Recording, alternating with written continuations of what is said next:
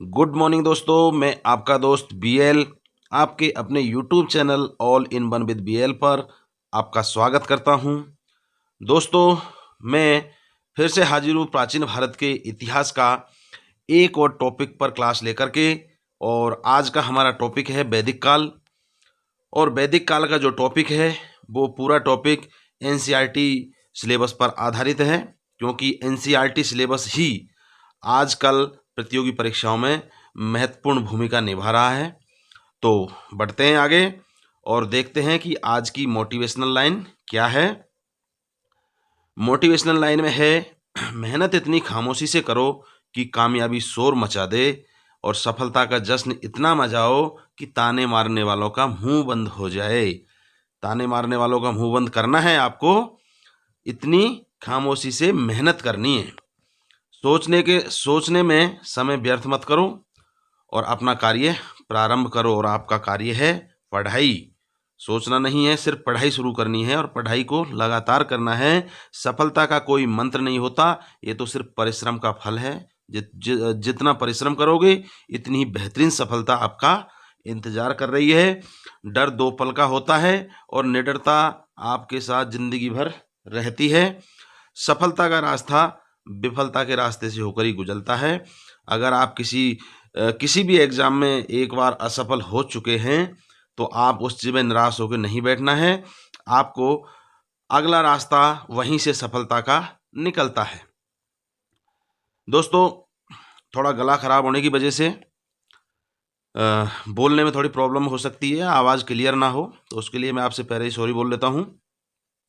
देख लेते हैं प्राचीन भारत के इतिहास का वैदिक काल।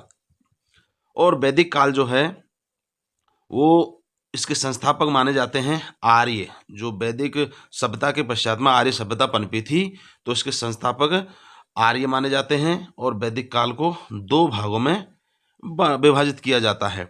एक ऋग्वैदिक काल है, और ऋग्वैदिक काल को 1500 ईसा पूर्व से 1000 ईसा पूर्व तक बताया जाता है और ऐसा प्रमाण मिलता है। और एक उत्तर वैदिक काल है जो 1000 से 600 ईसा पूर्व तक माना जाता है या इसके प्रमाण मिलते हैं।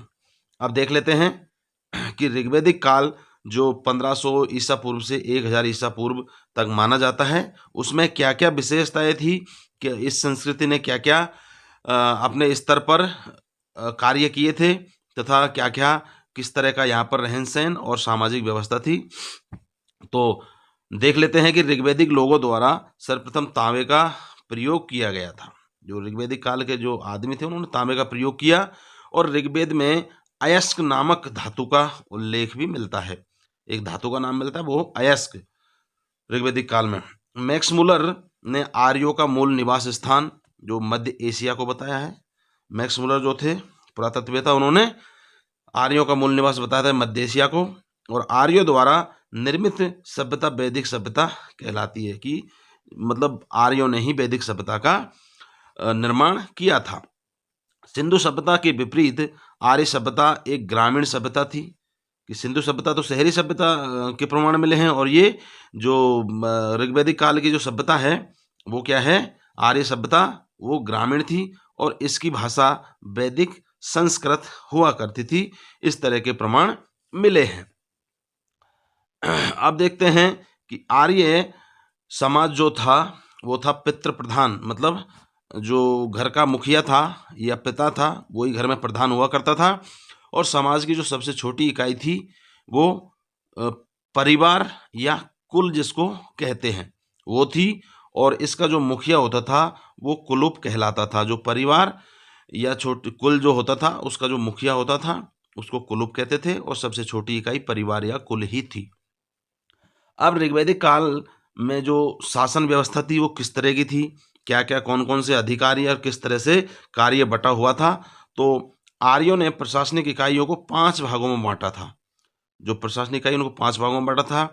पहला कुल हो गया, फिर ग्राम हो गया, फिर विश्व हो गया, फिर जन हो गया, और फिर राष्ट्र हो गया। और जो ग्राम का जो मुखिया होता था उसको ग्रामीणी कहते थे, एवं विश्व का प्रधान जो है वो विस्पति कहलाता था। जो विश्व का प्रधान होता था वो विस्पति कहलाता था, और जन के शासक को राजन कहा जाता था।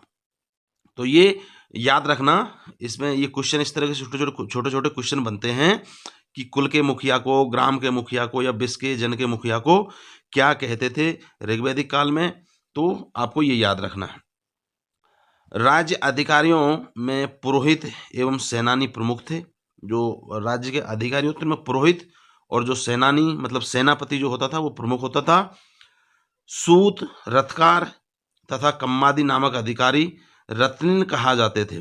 जो सूत मतलब जो रथ चलाने वाला या रथकार रथ बनाने वाला, और कम्मादी नामक जो अधिकारी थे वो रत्निन कहलाते थे, और इनकी संख्या राजा के सहित करीब 12 हुआ करती थी। इस तरह के प्रमाण मिले हैं। पूर्व दुर्गपति हुआ करता था, और इसको स्पस भी कहते थे। जो जनता की गतिविधियों को देखने के लिए गुप्तचर होते थे, मतलब उस वक्त में भी गुप्तचर व्यवस्था थी, और उनको पूर्व दुर्गपति या स्पस कहा जाता था। ब्राजपति हुआ करता था, एक पद ब्राजपति का था जो गोचर भूमि का अधिकारी हुआ करता था। मतलब जो भूमि बंजर पड़ी थी जिसमें जानवर चरते थे, उसका अधिकारी ब्राजपति कहलाता था। अब उग्र नाम का एक अधिकारी हुआ करता था, और उग्र नाम का अधिकारी का काम था कि जो अपराधी होते थे उनको पकड़ने का कार्य, उनकी पहचान करना और उनको पकड़ने का कार्य उग्र का हुआ करता था। सभा एवं समिति जो संस्था हुआ करती थी वो राजा को सलाह देने की वाली संस्था थी, और इसमें श्रेष्ठ और संभ्रांत लोगों की संख्या ज़्यादा थी। मतलब उच्च कुल के और पढ़े लिखे लोग या ज्ञानी लोगों को इस समिति में रखा जाता था। सभा और समिति जो राजा को सलाह देने वाली संस्था थी उसमें। ऋग्वैदिक काल में महिलाएं भी सभा एवं विधत में भाग लेती थी। मतलब उस टाइम पे भी महिलाओं के लिए पाबंदी नहीं थी। उसमें जो सभा वगैरह होती थी राजाओं की, उनमें महिलाएं भी भाग लेती थी। ऋग्वेद में जो जन शब्द का उल्लेख मिला है, जो इसके शासन व्यवस्था में जन एक इकाई है, उसका उल्लेख 275 बार मिला है जो ऋग्वेद में, और विष का उल्लेख 170 बार मिला है, और सभा का 8 बार उल्लेख मिला है, और समिति का 9 बार उल्लेख मिला है, और 1 बार शुद्र शब्द का भी उल्लेख किया गया है ऋग्वेद के अंदर। अब जो वैदिक काल में जो नदियाँ थी वो कौन कौन सी नदियाँ बहती थी, तो उनके बारे में जान लेते हैं। उन्हें पहले क्या कहते थे और अभी क्या कहते हैं। तो एक सिंधु नदी बहती थी, अब उसको इंदुस या इंडस नदी कहते हैं। सरस्वती नदी को सरस्वती नदी ही कहते हैं, और सुतुद्री को सतलज नदी कहते हैं। अभी जो सुतुद्री को अभी क्या कहते हैं, सतलुज नदी कहते हैं। एक बिपाशा नाम की नदी हुआ करती थी पहले, उसको अभी ब्यास कहते हैं।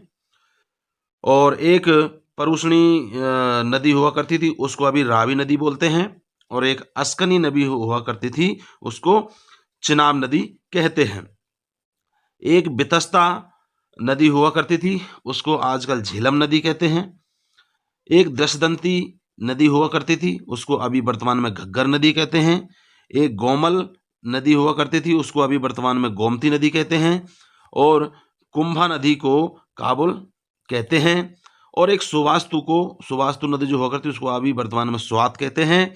और सदा नीरा नदी को वर्तमान में गंडक नदी कहते हैं। और कुर्मू नदी को वर्तमान में कुर्रम नदी कहते हैं। तो ये प्राचीन काल की नदियां थी, और वर्तमान में इनके नाम ये थे जो अभी हमने देखे। ऋग्वेद में 25 नदियों का उल्लेख किया गया है, जो हमने कुछ 10-12 नदियां हमने देखी। इनके अतिरिक्त भी और नदियां हुआ करती थी, तो कुल 25 नदियों का उल्लेख ऋग्वेद में मिलता है। और जिनमें से जो सरस्वती नदी है वो सबसे महत्वपूर्ण नदी थी और पवित्र नदी भी मानी जाती। उस वक्त की सबसे पवित्र नदी और महत्वपूर्ण नदी सरस्वती नदी को माना जाता था। यद्यपि ऋग्वेद में गंगा नदी का 1 बार उल्लेख है और यमुना नदी का 3 बार उल्लेख है, लेकिन उस वक्त में सरस्वती को पवित्र नदी माना जाता था। ऋग्वेद में जो है सर्वाधिक सिंधु नदी का उल्लेख मिलता है। ऋग्वेद में सिंधु नदी का उल्लेख सर्वाधिक मिलता है। आप देखते हैं कि ऋग्वेदिक काल की और क्या विशेषताएं थी। हमने काफ़ी विशेषताएं देखी, उनकी शासन व्यवस्था देखी, नदियों के बारे में जाना, और क्या विशेषताएं थी। तो ऋग्वेद के 7वें मंडल में दशराज युद्ध का वर्णन, एक युद्ध का वर्णन है जो रावी नदी के तट पर सुदास नाम के एक राजा और 10 जनों के मध्य लड़ा गया था। ये जन जो है वो 10 जनों ने मिलकर के सुदास से युद्ध किया था और जिसमें सुदास की विजय हुई थी। तो ये जानकारी हमें मिलती है ऋग्वेद के 7वें मंडल में। और वो कौन सा युद्ध था? दासराज युद्ध, जो रावी नदी के तट पर लड़ा गया था और सुदास एवं 10 जनों के बीच में लड़ा गया था और जिसमें सुदास की विजय हुई थी। युद्ध के लिए गवष्टि का शब्द का प्रयोग किया जाता था उस वक्त में, गवष्टि शब्द का, और जिसका अर्थ होता है गायों की खोज करना। विधवा जो स्त्री हुआ करती थी वो अपने मृतक पति के छोटे भाई यानी देवर और बहनों से पुत्र प्राप्ति के लिए सहवास कर सकती थी, जिसे नियोग कहा जाता था। ऐसी व्यवस्था ऋग्वैदिक काल में या वैदिक काल में थी। स्त्रियां शिक्षा ग्रहण करती थी और ऋग्वेद में लोपामुद्रा, घोष, सिक्ता, अपाला एवं विश्वारा ऐसी विदुषी स्त्रियों का वर्णन भी ऋग्वेद में मिलता है। तो ऋग्वैदिक काल में या वैदिक काल में स्त्रियों को शिक्षा ग्रहण करने का अधिकार था, ऐसे प्रमाण या ऋग्वेद में इस तरह लिखा हुआ है। और ये कुछ विद्वान स्त्रियां थी, इनका विवरण भी ऋग्वेद के अंदर मिलता है। आर्यों का मुख्य पेय जो होता था वो सोमरस हुआ करता था। और ऋग्वैदिक समाज में 3 प्रकार के वस्त्रों का उपयोग होता था। जो हम वस्त्र पहनते हैं उसमें 3 प्रकार के वस्त्र थे। उनमें से बास एक हुआ करता था, अधिवास और उष्णीय, ये 3 तरह के वस्त्र थे। और जो अंदर कपड़े अंदर पहनने वाले होते थे उनको नीवी कहा जाता था, जो कपड़े अंदर पहनने वाले थे। ऋण देकर ब्याज लेने वाले व्यक्ति को बैकनोट या सूदखोर कहा जाता था, जो आज के वक्त में भी है। जो कर्जा देने वाला जो होता है उसको बैकनोट या सूदखोर उस वक्त में कहा जाता था। अमाजू जो है अविवाहित स्त्रियों को कहा जाता, जो स्त्रियां, जो लड़कियां शादी नहीं करती थी या शादी नहीं होती थी या कुंवारी होती थी, उनको वैदिक काल में अमाजू कहा जाता था। ऋग्वैदिक काल का जो मुख्य व्यवसाय था वो व्यवसाय पशुपालन एवं कृषि था। और कृषि संबंधी प्रक्रिया से सभी उल्लेख ऋग्वेद के 4th मंडल में मिलते हैं। ऋग्वेद में सारा जानकारी मिलती है कि ऋग्वैदिक काल में पशुपालन कृषि संबंधी प्रक्रिया होती थी या पैदा की जाती थी। चारों आश्रमों का वर्णन सर्वप्रथम जवालोपनिषद में मिलता है। जो जवालोपनिषद है उसमें सबसे प्रथम 4 आश्रमों का वर्णन मिलता है। अपना अतिथि को गोहंता कहा जाता था, जो अतिथि आता था उसको गोहंता कहते। और गाय को अघन्या, अघन्या मतलब नए मारने योग्य, गाय को अघन्या कहते, नए मारने योग्य कहा जाता था। आर्यों का मुख्य देवता जो था इंद्र था तथा प्रिय पशु जो था घोड़ा था। तो देवताओं की पूजा करते, उनका प्रिय देवता इंद्र था और इनका प्रिय पशु जो था घोड़ा था। वैदिक काल में लोहे को श्याम अयस, लोहे को क्या कहते हैं? सामयस, और तांबे को लोहित अयस कहा जाता था वैदिक काल के अंदर। और आर्यों ने जो खोज की थी वो धातु थी लोहा। व्यापारी वर्ग को पणी कहा जाता था और कारोबार वस्तु विनिमय प्रणाली पर आधारित होती थी। कारोबार जो होती थी वो वस्तु का आदान प्रदान या लेन देन प्रणाली पर आधारित थी। ऋग्वैदिक आर्यों ने देवताओं को 3 भागों में विभक्त कर रखा था। मतलब ऋग्वैदिक जो आर्य थे उस तरह का समाज था, उसमें 3 तरह के देवताओं को 3 भागों में बांट रखा था, जिसमें आकाश का देवता, अंतरिक्ष का देवता और पृथ्वी का देवता। तो इन तीनों वर्गीकरणों में अनेक देवताओं के नाम आते हैं। तो 3 भागों में इन्होंने बांट रखा था, आकाश का देवता, अंतरिक्ष का देवता और पृथ्वी का देवता। तो ये हमने ऋग्वैदिक काल की जानकारियां देखी। अब इसके पश्चात देख लेते हैं कि उत्तर वैदिक काल, जो 1000 ईसा पूर्व से 600 ईसा पूर्व तक माना जाता है। तो उसके बारे में देख लेते हैं कि उत्तर वैदिक काल में यज्ञ कर्मकांड में जटिलता एवं भव्यता आ गई थी। मतलब अच्छी प्रकार से यज्ञ और कर्मकांड करने लगे थे, सारे नियमों को मान करके और बड़ी मात्रा में। यज्ञ विधान क्रिया जो है उत्तर वैदिक काल की देन है। जो पहले जो अभी यज्ञ करते हैं ये प्रक्रिया है या जो ये यज्ञ की देन है वो उत्तर वैदिक काल की देन है। राष्ट्रीय यज्ञ का प्रचलन उत्तर वैदिक काल में हुआ था। राष्ट्रीय यज्ञ जो करते थे जो ग्रंथों में पुराने राजाओं के यज्ञों का विवरण मिलता है, उसमें राजसूय यज्ञ मिलता है और ये राज्याभिषेक से संबंधित यज्ञ हुआ करता था। एक अश्वमेध यज्ञ हुआ करता था जो शक्ति का द्योतक था, मतलब शक्ति का प्रतीक था। अश्वमेध यज्ञ, उसमें घोड़ा छोड़ा जाता था और सभी राजाओं को उसमें या तो पराजय स्वीकार करते थे, नहीं तो वो युद्ध करते थे।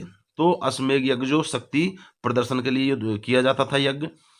वाजपेयी यज्ञ में राजा को रथों की दौड़ों का आयोजन करते थे। जो वाजपेयी एक यज्ञ होता था, इसमें रथों की दौड़ों का आयोजन होता था और ये खान पान से संबंधित यज्ञ हुआ करता था।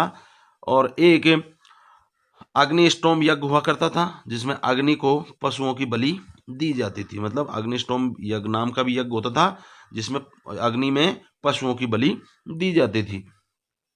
पूषण ऋग्वेदिक काल में पशुओं के देवता थे। पूषण नाम के देवता थे, वो ऋग्वेदिक काल में पशुओं के देवता थे। और उत्तर वैदिक काल में ये पूषण जो है शूद्रों के देवता माने जाने लगे थे। उत्तर वैदिक काल में इंद्र के स्थान पर प्रजापति सर्वाधिक प्रिय एवं महत्वपूर्ण देवता माना जाता था। मतलब उत्तर वैदिक काल में इंद्र, ऋग्वैदिक काल में देखो इंद्र को महत्वपूर्ण माना जाता है और उत्तर वैदिक काल में प्रजापति को सर्वाधिक प्रिय देवता माना जाता था। उत्तर वैदिक काल में प्रजापति सृष्टि के रचयिता, विष्णु विश्व के रक्षक एवं पूषण शूद्रों के देवता माने जाते थे। अथर्ववेद के अनुसार राष्ट्र राजा के हाथ में हो और राजा और देवता मिलकर के इसे सुदृढ़ बनाए। मतलब अथर्ववेद में लिखा हुआ है कि जो राष्ट्र वो राजा के हाथ में हो और राजा देवताओं की मदद से राज्य को सुदृढ़ बनाए। उत्तर वैदिक काल में ही सर्वप्रथम गोत्र और आश्रम व्यवस्था का उल्लेख मिलता है। गोत्र और आश्रम व्यवस्था। पुनर्जन्म की अवधारणा पहली बार बृहदारण्यक उपनिषद में मिलती है। बृहदारण्यक उपनिषद में पुनर्जन्म की अवधारणा मिलती है। और जो ऐत्रेय ब्राह्मण जो ग्रंथ है उसमें चारों वर्णों का उल्लेख, चारों वर्णों के जो कर्तव्यों का वर्णन किया गया है कि कौन सा वर्ण क्या काम करेगा। अब उत्तर वैदिक काल की और अन्य विशेषताएं क्या थी वो देख लेते हैं। तो उत्तर वैदिक काल में लोगों की जीविका का जो मुख्य आधार था वो था कृषि। तो कृषि अच्छी मात्रा में होने लगी थी। उत्तर वैदिक काल में खेत जोतने के लिए हल जो होता था उसको सिरा कहते थे और हल की जो रेखा जो लकीर बनती थी या खुदाई जो होती थी हल से खुदाई खेत में, उसको सीता कहा जाता था। शतमान और निष्क उत्तर वैदिक कालीन मुद्राओं के नाम थे। जो देखिए उत्तर वैदिक काल की कौन कौन सी मुद्राएं हुआ करती थी, तो शतमान और निष्क। ये जो टॉपिक आते हैं इनको सभी को याद रखना है क्योंकि इनमें से किसी भी प्रकार के छोटे क्वेश्चन पूछे जा सकते हैं। भारत का सर्वाधिक प्राचीन दर्शन सांख्य दर्शन था। सबसे प्राचीन दर्शन कौन सा? सांख्य दर्शन था और जिसमें प्रकृति को मूल माना गया था। सांख्य दर्शन में प्रथम बार पक्की ईंट का प्रयोग उत्तर वैदिक काल के कौशाम्बी नगर में मिलता है। पक्की ईंट का जो प्रयोग है वो उत्तर वैदिक काल के कौशाम्बी नगर में मिलता है। वैदिक काल की जो आश्रम व्यवस्था थी वो कैसी थी तो देख लेते हैं। तो आश्रम व्यवस्था की स्थापना उत्तर वैदिक काल में की गई थी।